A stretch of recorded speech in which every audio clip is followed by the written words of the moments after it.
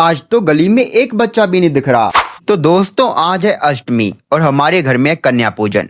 आज मैं सुबह तैयार श्यार होकर गली में से बच्चों को लेने के लिए निकल जाता हूँ। स्टार्टिंग में मुझे तो गली में कोई बच्चा तक नहीं दिखा। फिर बाद में मुझे पता चला कि हमारे पड़ोसी के घर में सभी बच्चे कन्या पूजन के लिए गए हुए हैं। फिर मैं उनके घर में से बच्चों को लेकर अपने घर में ले आता हूँ। माता रानी की आरती करने के बाद हमने बच्चों को हलवा पूरी का प्रसाद बांटा और लास्ट में हम सभी ने जय माता दी जयकारे लगाए।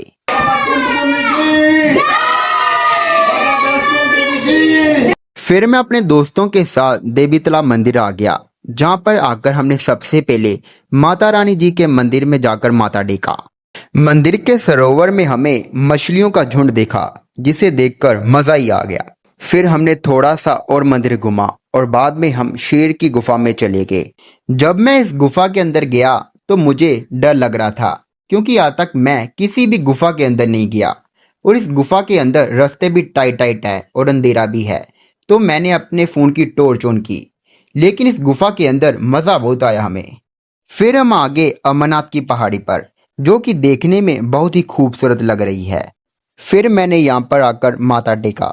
माथा टेकने के बाद मैं अपने दोस्तों के साथ घर के लिए निकल जाता हूँ। आज तो गली में एक बच्चा भी नहीं दिख रहा।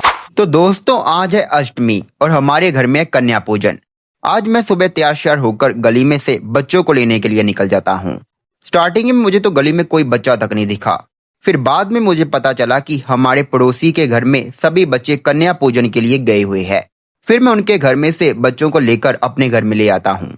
माता रानी की आरती करने के बाद हमने बच्चों को हलवा पूरी का प्रसाद बांटा और लास्ट में हम सभी ने जय माता दी जयकारे लगाए।